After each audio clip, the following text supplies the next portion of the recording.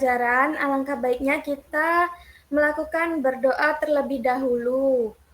Untuk Mbak Mina bisa dipimpin untuk berdoanya? Baik Ibu, sebelum memulai pembelajaran teman-teman, mari kita berdoa. Berdoa mulai, berdoa selesai. Sudah Ibu. Oke, terima kasih Mbak Mina. Anak-anak, kalian tahu nggak hari ini kita mau belajar tentang apa? Nggak tahu, Ibu. Tidak Ibu. Oh, nggak tahu. Jadi hari ini kita akan belajar tentang hak dan kewajiban. Ada yang tahu hak dan kewajiban itu apa?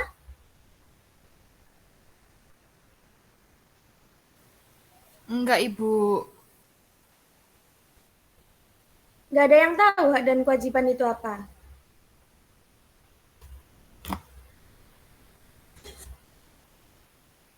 Nggak tahu Ibu. Oke, Mbak Zuhro, silahkan. Hak dan kewajiban itu apa, Mbak Zuhro? Izin menjawab Ibu, setahu saya kalau hak itu sesuatu yang eh, kita wajib kita terima, sedangkan kewajiban adalah sesuatu yang harus kita lakukan. Seperti itu Ibu. Terima kasih. Oke, pintar sekali, Mbak Zuhro. Selanjutnya, tadi kan sudah dijelaskan ya sama Mbak Zuhro, pengertian hak dan kewajiban itu apa. Nah, di sini ada yang pernah ikut kerja bakti atau gotong royong saat membersihkan kelas?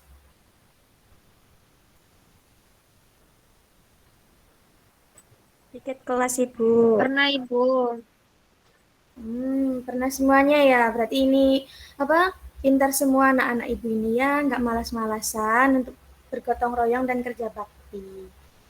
Nah, sebelum kita memulai pelajaran, apa biar merefresh otak kita, kita semuanya menyanyikan lagu Garuda Pancasila terlebih dahulu agar semangat sebelum belajar, oke?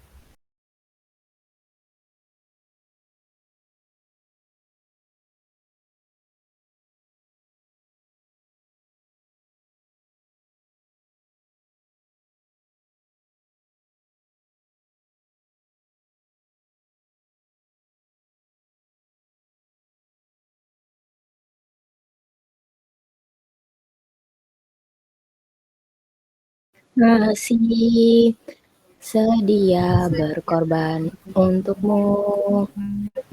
Pancasila dasar negara, rakyat adil makmur sentosa, pribadi bangsaku. Ayo maju, maju, ayo maju, maju, ayo maju, maju.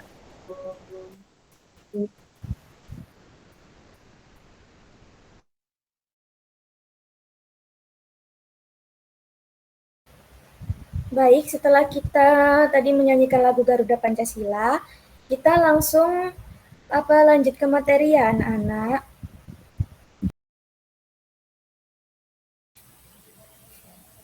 Nah, jadi hari ini kan kita udah tahu mau belajar apa tentang hak dan juga kewajiban. Nah, kemarin kita sudah belajar mengenai hak dan kewajiban di rumah dan juga di sekolah. Sekarang kita belajar mengenai hak dan kewajiban di lingkungan sekitar dan masyarakat. Next, Kak. Nah, kalian tahu nggak tujuan kita belajar hak dan kewajiban di lingkungan masyarakat ini apa? Yang pertama, kalian mampu menerangkan bentuk-bentuk sederhana hak dan kewajiban dalam kedudukannya sebagai bagian warga masyarakat. Yang kedua, kalian mampu mengimplementasikan secara sederhana pelaksanaan hak dan juga kewajiban di lingkungan masyarakat.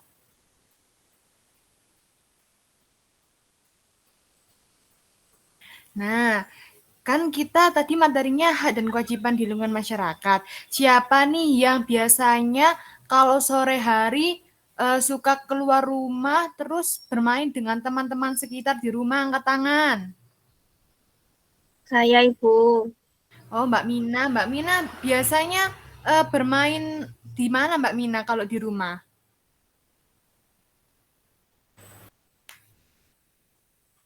Saya mancing, Ibu. Oh, mancing. Mancing bersama teman-teman ya Mbak Mina ya? Iya. Nah, next Kak. Nah, di sini ada pengertian hak dan juga kewajiban. Tadi sudah dijelaskan oleh Mbak Zuhroul ya tadi mengenai pengertian hak dan juga kewajiban.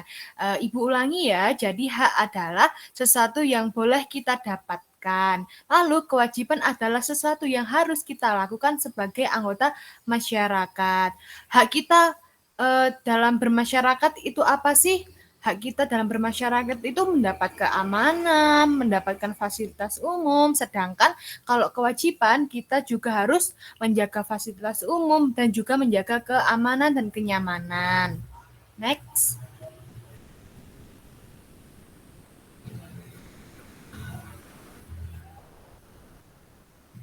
Nah, di sini ada contoh dan hak dan juga kewajiban di lingkungan masyarakat. Contoh hak dalam masyarakat ini misalnya hak untuk merasa aman, hak menggunakan fasilitas umum, dan hak mendapatkan perlindungan hukum. Hak ini harus dihormati oleh semua warga agar tercipta lingkungan yang aman dan juga nyaman. Lalu di sini juga kalau kalian mendapatkan hak kalian, kalian juga harus melaksanakan kewajiban sebagai warga masyarakat. Contoh kewajiban dalam masyarakat misalnya kewajiban menaati peraturan, menjaga kebersihan lingkungan, dan berpartisipasi dalam kegiatan sosial. Jika kita hanya menuntut hak dan tanpa menjalankan, jadi lingkungan tidak kondusif, warga-warga pada iri. Misalkan kalian ada kerja bakti, semua warga gotong royong membersihkan lingkungan kalian, tidak keluar rumah, kalian diam saja, terus tidak ikut membantu, itu juga menimbulkan ketidaknyamanan antar tetangga. Next.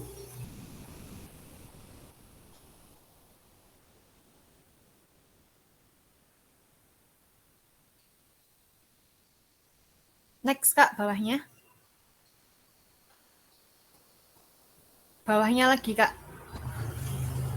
Nah, di sini ada macam-macam hak di masyarakat. Yang pertama, hak mendapatkan rasa aman dan nyaman di lingkungan sekitar. Jadi, kalian di lingkungan rumah ketika ada tetangga kalian memiliki kegiatan, itu harusnya tetangga kalian itu izin kepada ketua RT biar nanti di-share gini, mohon maaf Ibu, Bapak, tetangga kita ada hajatan, mohon maaf bila berisik. Jadi kita bisa mengerti kalau kita saling kayak mengerti kalau tetangga kita tuh punya hajat gitu. Jadi kita tidak merasa terberisiki gitu. Yang kedua ada hak menggunakan fasilitas umum seperti jalan, taman, dan juga tempat ibadah. Kalian biasanya kalau Mbak Mina tadi ngomongnya mancing, biasanya Mbak Mina mancing di di sekitar rumah. Jadi kita berhak mendapatkan sungai yang bersih, yaitu dengan cara membersihkan dengan gotong royong. Lalu ada hak mendapatkan perlindungan dari masyarakat dan pemerintah. Jadi biasanya siapa yang di sini yang laki-laki ikut ronda? Angkat tangan. Ayo yang laki-laki biasanya ikut orang tuanya ronda malam, ada nggak? Oh, mungkin nggak ada ya. Oh, ada Mas Bayu. Mas Bayu biasanya ikut ya orang tuanya ronda malam. Iya Bu, sering ikut. Mas Akbar juga. Nah, itu salah satu bentuk hak kita mendapatkan perlindungan dari masyarakat dan juga pemerintah supaya aman. Lalu yang keempat ada hak menyampaikan pendapat dalam musyawarah masyarakat. Jadi biasanya di lingkungan RT atau RW itu suka ada rapat. Biasanya rapat apa? Pemilihan RT. Nah, pemilihan RT itu dilakukan secara bermusyawarah. Misalkan ada kandidat dari Bapak A, dicalonkan, lalu kalian tidak setuju, kalian berhak untuk menyuarakan pendapat kalian, tapi secara sopan. Lalu selanjutnya ada hak mendapatkan bantuan jika mengalami kesulitan atau musibah. Siapa yang di sini rumahnya pernah terkena banjir? Angkat tangannya. Mbak Dea saat rumahnya terkena banjir mendapatkan bantuan boten dari warga setempat? Enggak, Ibu. Soalnya semuanya pada kena banjir rumahnya, jadi enggak bisa ada yang membantu. Iya, berarti yang membantu siapa Mbak Dea? Tidak ada yang membantu. Oh, tidak ada yang membantu. Nah, ini itu salah satu hak mendapatkan bantuan itu jika kalian mengalami kesulitan atau musibah, itu salah satunya tadi banjir ya Mbak Dea ya. Nah, biasanya yang membantu misalkan warga tetangga juga terkena banjir itu pemerintah. Pemerintah biasanya mengirim bantuan dan juga pertolongan untuk musibah banjir. Lalu yang selanjutnya hak mendapatkan layanan kesehatan yang baik. Pasti semuanya yang ada di sini itu pernah ke posyandu ya waktu kecil ya? Nggak inget, Ibu. Nggak ingat. Iya, jadi di masyarakat ini kalian mendapatkan hak layanan kesehatan yang baik. Jadi misalnya kalian waktu kecil itu ke posyandu untuk mendapatkan kayak vitamin, lalu cek kesehatan, lalu kalau kalian di sini ada puskesmas, itu kan kayak membantu kalian untuk mempermudah pengobatan. Lalu selanjutnya ada hak mendapatkan pendidikan dan informasi yang berguna dari masyarakat. Nah, hak yang terakhir ini kalian juga mendapat biasanya sekolah kan di dekat rumah kalian. Nah, itu adalah salah satu bentuk hak kalian untuk mendapatkan pendidikan dan informasi yang berguna dari masyarakat. Next, Kak. Nah, setelah hak, kita akan mengetahui macam-macam kewajiban di lingkungan masyarakat. Yang pertama, kewajiban menaati peraturan yang berlaku di lingkungan tempat tinggal. Jadi biasanya kalau kalian tinggal di desa ataupun di perumahan rumah kalian pasti ada peraturannya. Misalnya kalau ada perumahan ada palangnya itu berarti ada batas jam malamnya untuk kalian keluar supaya mengurangi resiko ada maling dan juga kejahatan. Yang kedua, kewajiban menjaga kebersihan lingkungan dengan tidak membuang sampah sembarangan. Nah, kalian kan sudah mendapatkan hak fasilitas umum yang bersih. Jadi kalian juga mempunyai kewajiban untuk menjaga lingkungan dengan cara membuang sampah di tempatnya. Lalu yang ketiga ada kewajiban saling menghormati dan membantu sesama warga masyarakat. Nah, siapa yang di sini biasanya ikut ibunya rewang kalau ada hajatan tetangga? Saya, Ibu. Mbak Mina, iya Mbak Mina suka ikut ibunya rewang ya, membantu ya? Iya, Ibu. Nah, jadi di sini salah satu kewajiban kita adalah saling menghormati dan membantu. Ketika kalian ada ketika tetangga kalian ada acara, kalian juga harus membantu supaya mereka pekerjaannya tuh semakin ringan dan mudah. Nah, kita sebagai warga masyarakat wajib mempunyai rasa toleransi dan juga menghormati sesama tetangga. Lalu selanjutnya ada kewajiban ikut serta dalam kegiatan kerja bakti atau gotong royong. Nah, sudah seperti yang Ibu jelaskan di depan tadi, kita sebagai warga masyarakat itu harus ikut gotong royong, terus kerja bakti supaya lingkungan menjadi bersih dan juga nyaman. Lalu selanjutnya ada kewajiban melaporkan hal-hal yang mencurigakan demi keamanan bersama. Nah, biasanya yang ikut ronda malam, biasanya kalau nangkep maling, kalian wajib melapor ke ketua RT atau ketua RW supaya bisa ditindaklanjuti. Selanjutnya ada kewajiban menjaga ketertiban umum dan tidak mengganggu kenyamanan rumah. Siapa? Ayo. Saya, Biasanya yang Ibu.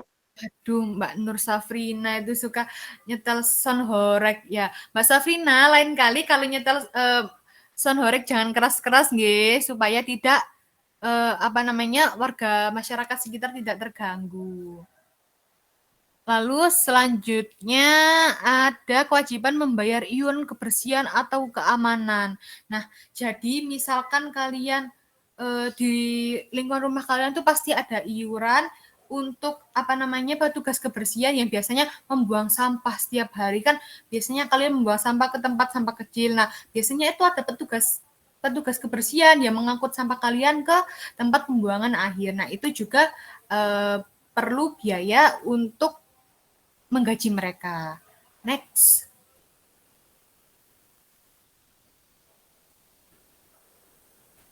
Nah, ada yang tahu kenapa hak dan juga kewajiban tuh harus dijalankan dengan seimbang? Ayo angkat tangan. Nanti dapat bintang dari Ibu. Ayo, siapa yang mau angkat tangan? Kenapa nih hak dan kewajiban harus dijalankan dengan seimbang? Misalkan kita dapat hak aja, kewajibannya tidak dilakukan, itu kenapa? Tadi sudah Ibu jelaskan, ayo. Mbak Dea mungkin bisa bisa angkat tangan, nanti dapat bintang. Atau Mbak Mina?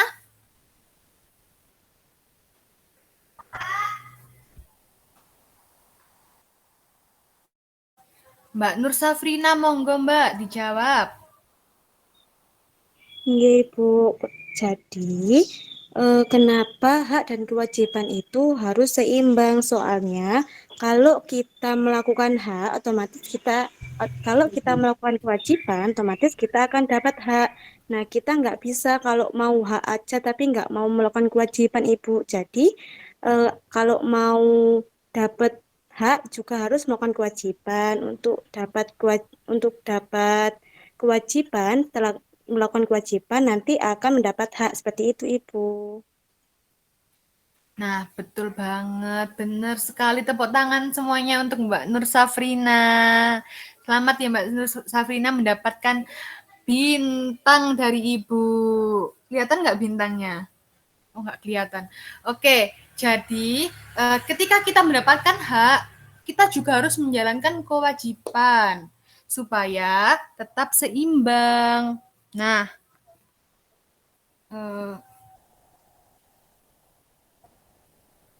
next, Kak. Nah, di sini ada dampak ketika kita tidak melaksanakan kewajiban. Yang pertama, lingkungan menjadi kotor. Jika tidak ada yang menjaga kebersihan, maka lingkungan akan penuh sampah dan berbau tidak sedap, akhirnya lingkungannya tidak nyaman. Yang kedua, kehidupan sosial tidak harmonis. Seperti yang tadi Ibu bilang, misalkan di tetangga kalian pada bersih-bersih, kalian sendiri yang diam di rumah main HP, nanti tetangga kalian itu iri. Nah, jadi misalkan kita tidak menjalankan kewajiban, tidak akan ada lingkungan yang harmonis. Lalu yang ketiga, fasilitas umum cepat rusak. Nah, misalkan kita bermain di taman, terus kita membuang sampah sembarangan, terus coret-coret taman, itu akan mengakibatkan fasilitasnya cepat rusak. Jadi kalian tidak melaksanakan kewajiban kalian sebagai warga masyarakat. Lalu selanjutnya, keamanan menjadi tidak terjamin. Nah, biasanya ada yang sudah dijadwalkan ronda tapi tidak dilaksanakan, malah tidur. Nanti kemalingan. Jadi lingkungannya tidak aman. Lalu selanjutnya yaitu kurangnya rasa peduli.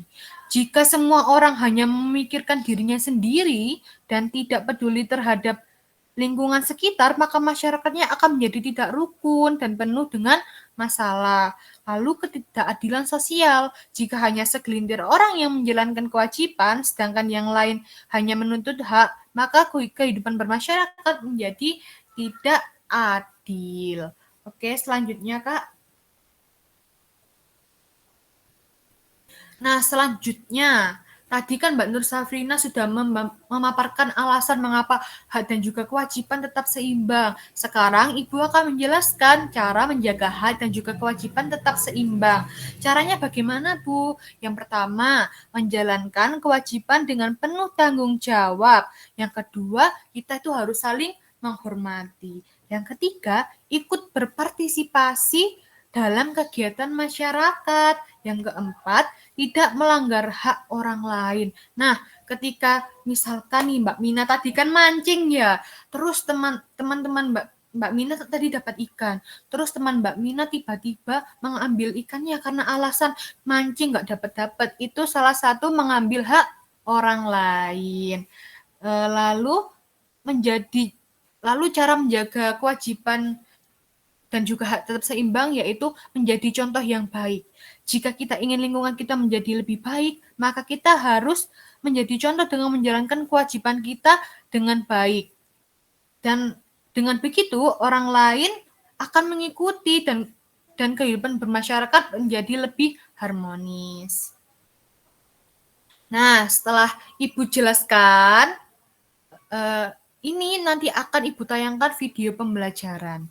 Nah, tapi hari ini kita akan melihat video pembelajaran dengan Ibu Mina ya. Jadi Ibu Mina monggo. Baik anak-anak, sekarang dengan Ibu Mina ya, kita lihat dan simak bersama video animasi dari Ibu. Nanti di akhir Ibu akan menanyakan pertanyaan untuk kalian. Disimak bersama-sama ya anak-anak.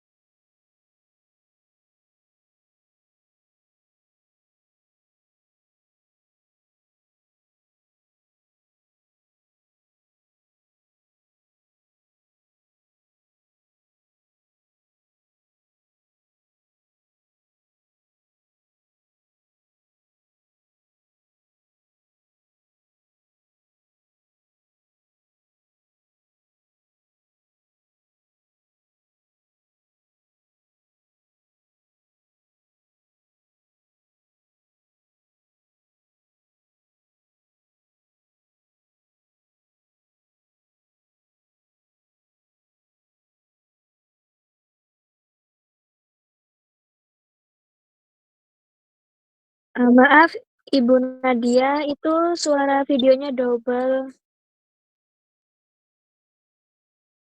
Bisa ditampilkan sama teks dari YouTube-nya ya, Ibu?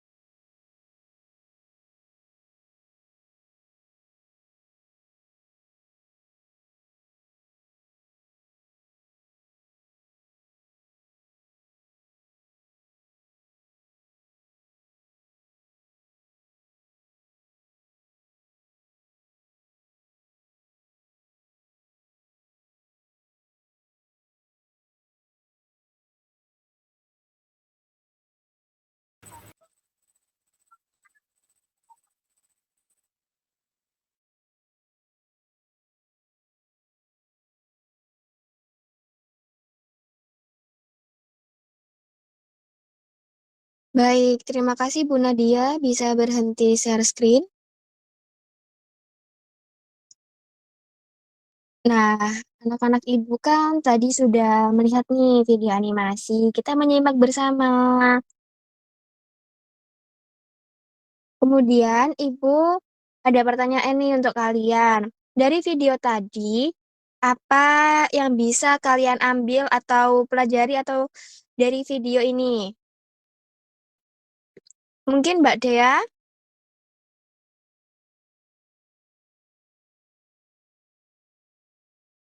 Baik Ibu, jadi tadi setelah menonton video, itu saya bisa menyimpulkan yang pertama, memberikan tempat duduk kepada orang yang lebih membutuhkan saat naik kendaraan umum.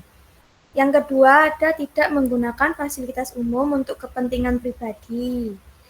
Yang ketiga, tidak menggunakan elektronik atau kendaraan bermotor dengan suara yang keras atau berisik. Yang keempat, menghargai pendapat orang lain. Apakah benar, Ibu?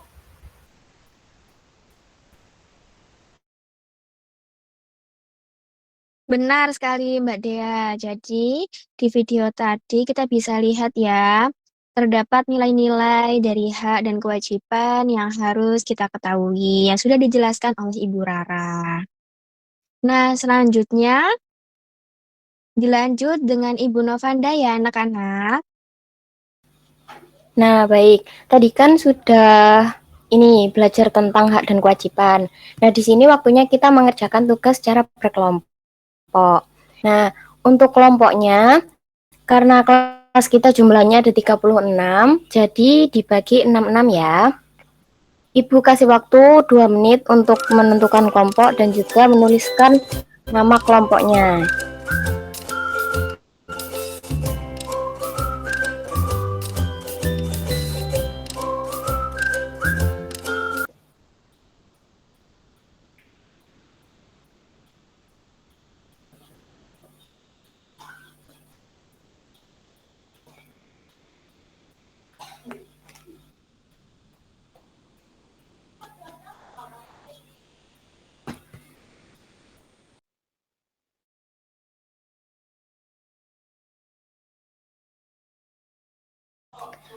Nah, semuanya sudah membentuk kelompok masing-masing ya. Nah, sekarang untuk diperhatikan semuanya, untuk kelompok 1, 3, dan 5, perhatikan ini. Nah, di sini Ibu punya pasal 27 ayat 1, yakni tentang hak dan kewajiban warga negara. Nah, pasal ini ada dalam UUD 1945, bunyinya, segala warga negara bersamaan kedudukannya di dalam hukum dan pemerintahan dan wajib menjunjung hukum dan pemerintahan itu dengan tidak ada kecualinya. Nah, dari pasal tersebut, Ibu minta kelompok 1, 3, dan 5 untuk mencari yang pertama, ayo dicatat, apa yang dibahas di dalam pasal tersebut. Kemudian nomor 2, apakah pasal tersebut berkaitan dengan hak atau kewajiban warga negara? Lalu yang nomor 3, apa contoh penerapan pasal tersebut dalam kehidupan sehari-hari? Sudah?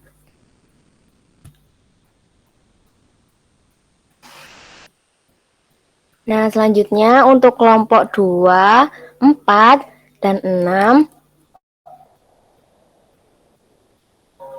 perhatikan ini. Nah, di situ ada 2 gambar. Yang pertama ada gambar apa coba?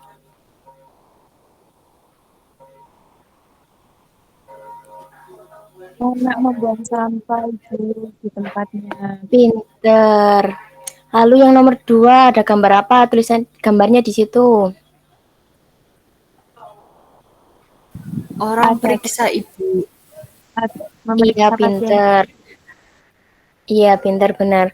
Nah, untuk kelompok 2, 4, dan 6, di situ Ibu minta untuk menganalisis kedua gambar. Untuk yang dicermati, yang pertama, apa yang sedang terjadi dalam gambar. Kemudian yang kedua, siapa saja yang ada di dalam gambar. Kemudian yang ketiga, ada hak dan kewajiban apa yang terlihat dalam gambar tersebut. Nah, karena tadi kalian sudah belajar tentang contoh-contoh hak dan kewajiban dan sudah tahu bedanya, Ibu harap kalian bisa menjawab pertanyaannya dengan baik. Nah, nanti setelah waktu mengerjakan selesai, nanti Ibu minta ada perwakilan kelompok yang mempresentasikan dari kedua tugas yang berbeda tadi. Bagaimana? Siap? Nah, untuk waktu pengerjaannya 5 menit ya.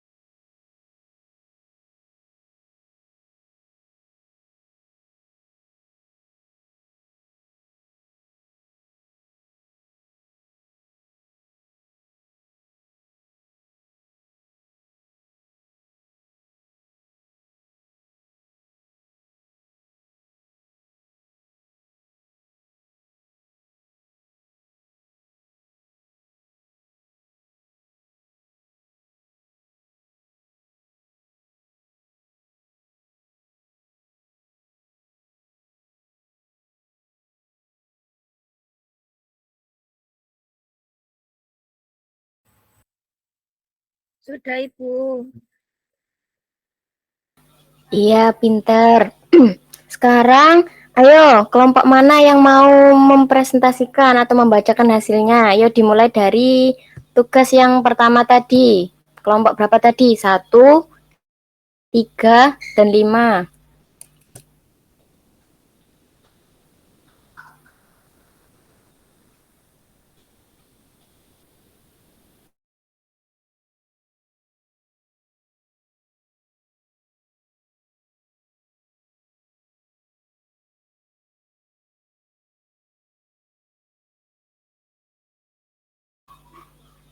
Ayo, yang berani membacakan hasilnya nanti dikasih hadiah.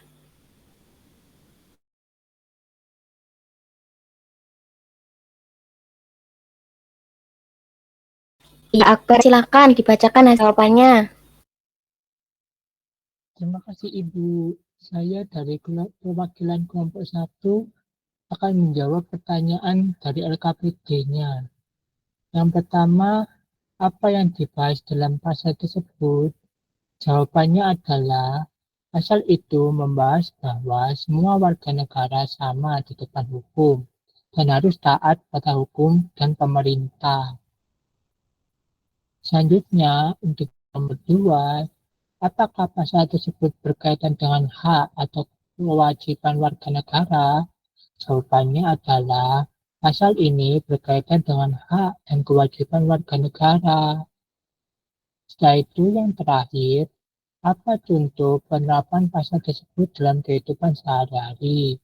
Contohnya itu ada mematuhi peraturan lalu lintas, tidak membedakan orang, taat pada aturan di sekolah dan di rumah. Bagaimana Ibu? Apakah sudah benar? Iya, sudah benar. Kita tepuk tangan dulu buat temannya yang berani maju. Ye. Nah, hadiahnya nanti dapat bintang dari Bu Rara ya. Nah, terus untuk perwakilan kelompok 2, 4, 6, ayo siapa yang berani maju?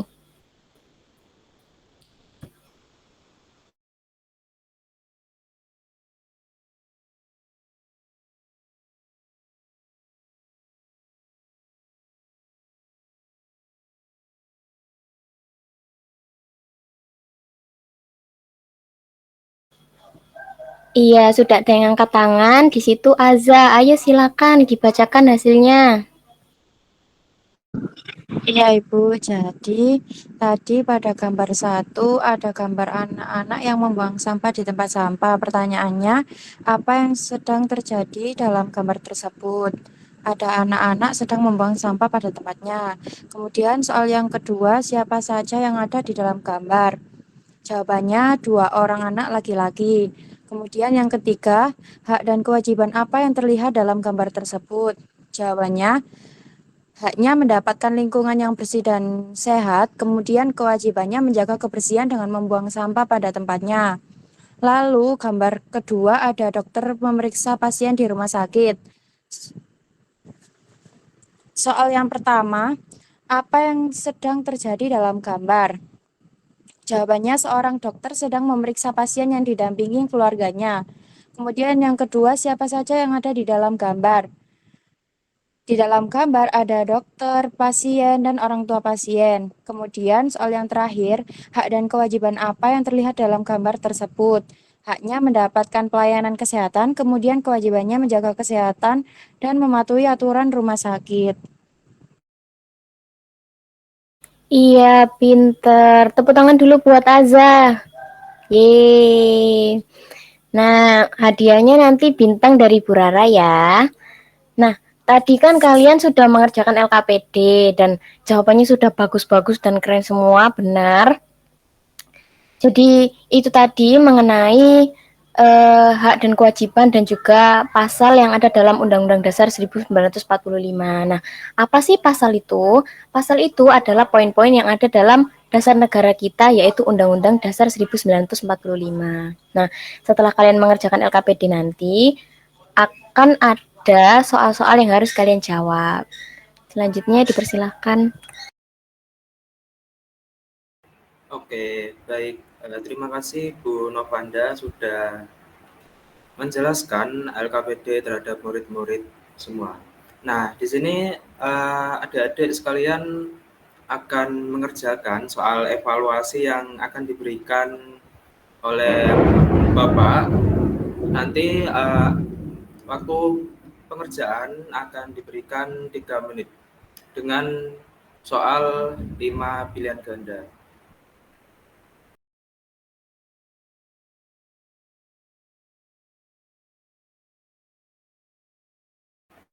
Oke, waktu pengerjaan dimulai dari 10.09 sampai 10.14. Oke, semangat teman-teman.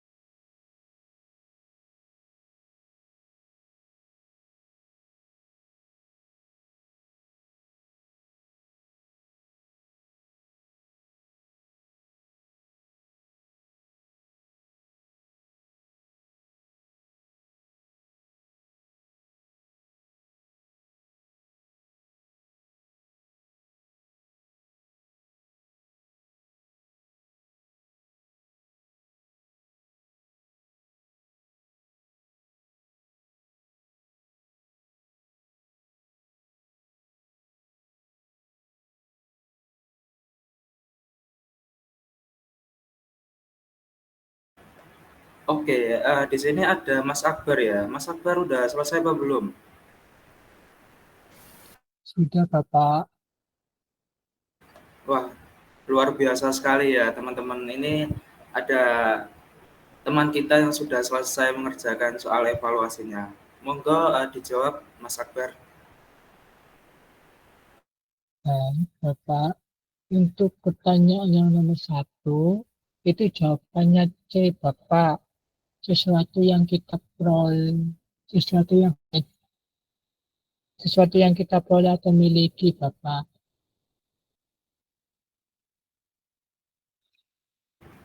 Oke, betul betul sekali. Oke, lanjut next. Selanjutnya untuk yang nomor 2, itu Mendapatkan layanan kesehatan, Bapak.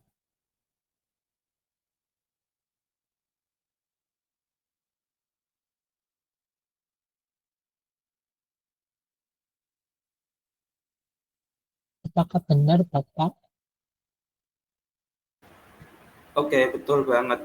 Manakah yang merupakan contoh hak dalam kehidupan masyarakat? Jawabannya yaitu C, mendapatkan layanan kesehatan. Oke, lanjut Mas Akbar, nomor 3. Yang nomor 3, bahwa ini yang merupakan perbedaan antara hak dan kewajiban adalah C, Bapak.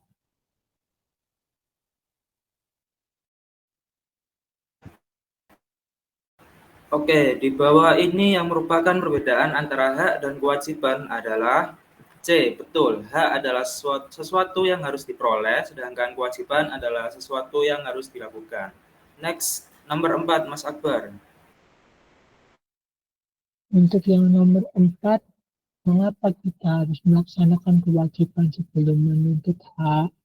Karena kewajiban adalah tanggung jawab yang harus dilakukan sebelum mendapatkan hak. Bapak. Oke, mengapa kita harus melaksanakan kewajiban sebelum menuntut hak? Jawabannya adalah karena kewajiban adalah tanggung jawab yang harus dilakukan sebelum mendapatkan hak. Betul sekali, pinter ini Mas Akbar nih, ranking 1 pasti di sekolahnya. Oke, next, nomor 5 Mas Akbar. Yang nomor 5 jawabannya C, Bapak. Kehidupan masyarakat menjadi tidak seimbang dan menimbulkan konflik. Oke, apa yang akan terjadi jika seseorang hanya menuntut haknya tanpa melaksanakan kewajibannya? Jawabannya yaitu kehidupan masyarakat menjadi tidak seimbang dan dapat menimbulkan konflik. Betul sekali. Ini Mas Akbar sangat luar biasa ya partisipasinya di kelas. Ini cowok yang paling aktif di kelas nih. Beri apresiasi dulu dong teman-teman.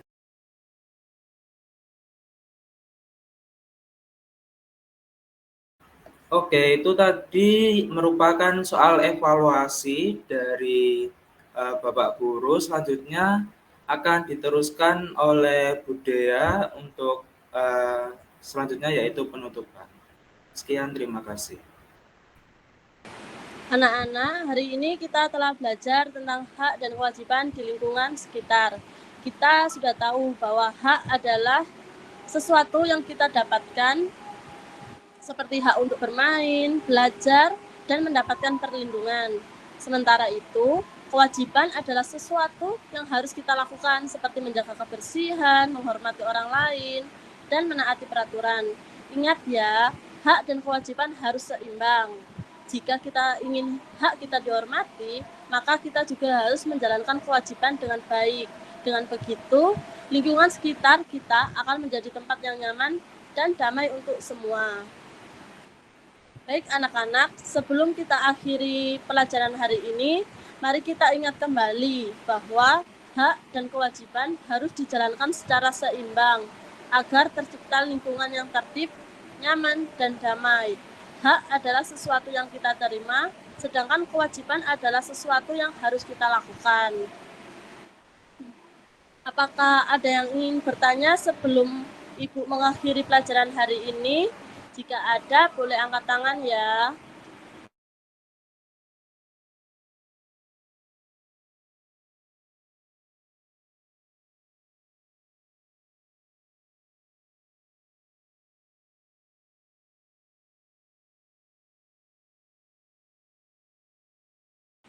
Jika tidak ada pertanyaan, mari kita membaca hamdalah bersama-sama. Alhamdulillahirabbil alamin. Sekian pelajaran pada hari ini. Wassalamualaikum warahmatullahi wabarakatuh. Waalaikumsalam warahmatullahi wabarakatuh. Terima kasih, Ibu. Terima kasih banyak Ibu. Terima kasih.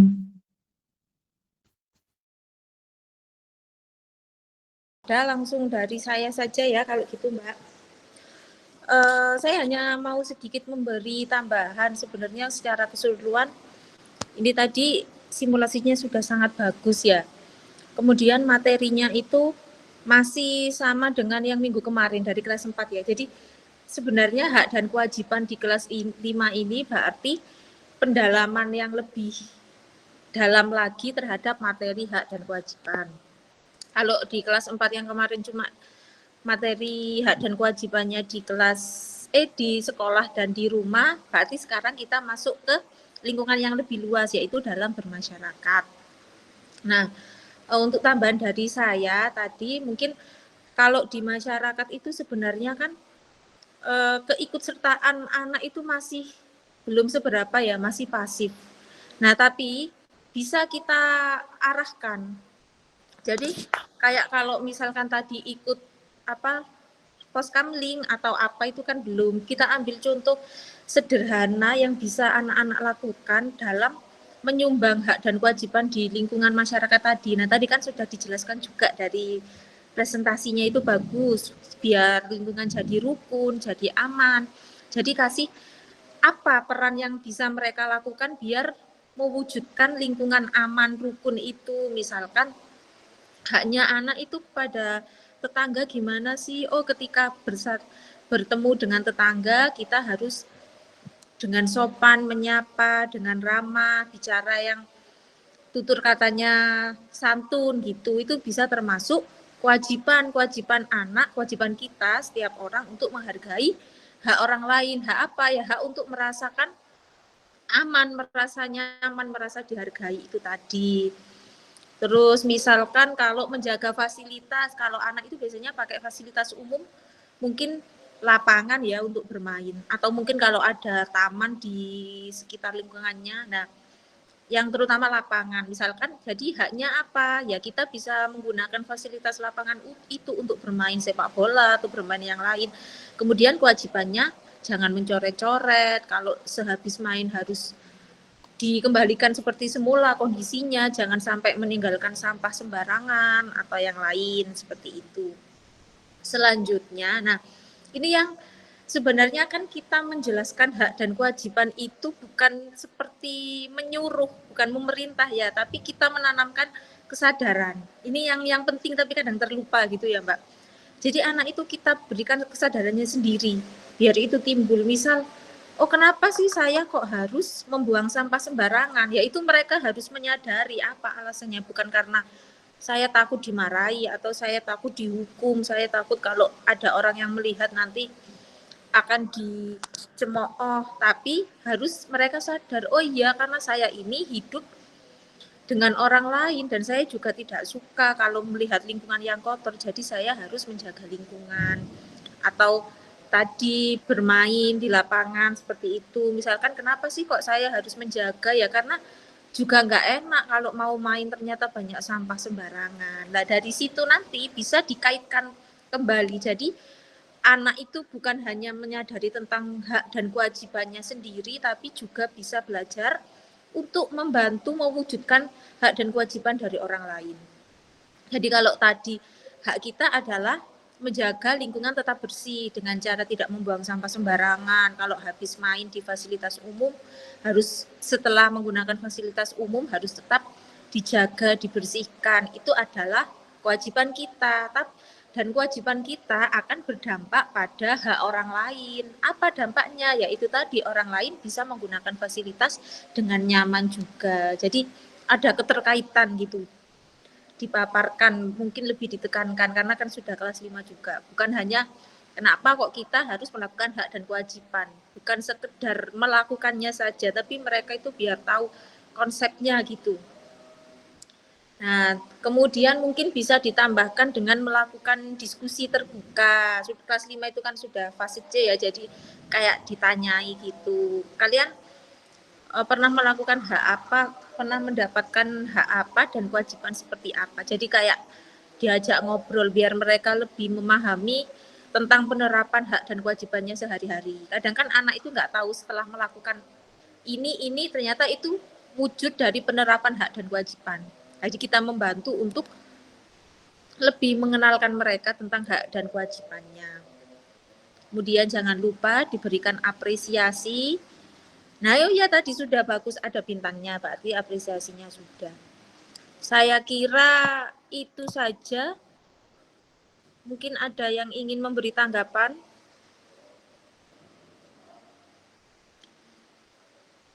Monggo.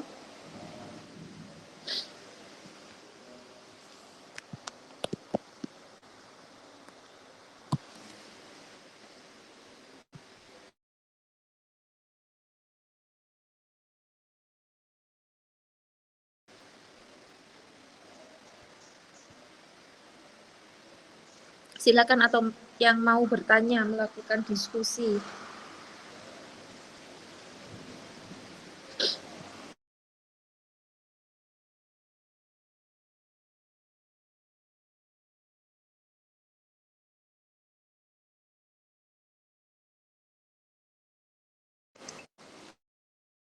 Ya, silakan Mbak Rara. Baik Ibu, jadi tadi kan kelompok kami kan untuk bahan ajarnya kita kan menjelaskan gitu dari PPT. Nah sebenarnya tuh saya mau kayak memberikan bermain peran. Jadi kayak di masyarakat itu ada apa namanya, ada yang jadi